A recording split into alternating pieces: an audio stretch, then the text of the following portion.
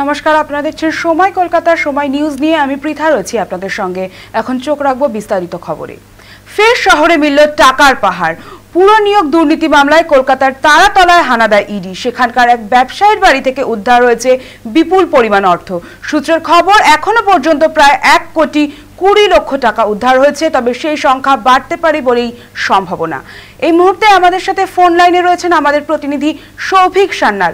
সৌভিক, আমরা যেমনটা জানতে পারছি যে আবার ইডি হানা দিয়েছে এই জায়গায় এবং একজন ব্যবসায়ীর বাড়ি থেকে বিপুল পরিমাণ অর্থ 1,20 লক্ষ টাকা উদ্ধার।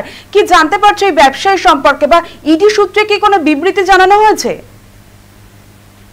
দেখো, তোমার জানিয়েছি যে শহরে টাকার পাহাড়। পুরো নিয়োগ দুর্নীতি মামলায় তারাতলার ব্যবসায়ী বাড়িতে বিপুল অঙ্কের টাকা উদ্ধার হয়েছে। ইডি সূত্রে খবর, এখনো পর্যন্ত পাওয়া হয়েছে প্রায় 1,20 লক্ষ টাকা। টাকার পরিমাণ আরো বাড়তে পারে বলে মনে করা হচ্ছে। এখনো গণনার কাজ চলছে। গতকাল থেকে এই অভিযান চালিয়েছে ইডি এবং রাত ভোর প্রকাশের পরেও এখনো টাকা গোনার যে কাজ সেটা এখনো সম্পূর্ণ হয়নি। তবে এই মুহূর্তে এখনো পর্যন্ত যেটুকু নিয়ে সূত্র মারফত খবর দেওয়া হয়েছে 1,20 লক্ষ টাকা উদ্ধার হয়েছে। তবে টাকার যে পরিমাণ সেটা আরো বাড়তে পারে বলেই মনে করা হচ্ছে, এমনটাই ইডি সূত্রে খবর। ধন্যবাদ সৌভিক আমাদের সঙ্গে থাকার জন্য। আমরা যেমনটা জানতে পারলাম যে 1,20 লক্ষ টাকা উদ্ধার হচ্ছে। সেখান থেকে মঙ্গলবার রাত থেকেই অভিযান চালাচ্ছে তদন্তকারী আধিকারিকরা। তার ফলস্বরূপ ইডির এই তল্লাশি অভিযান।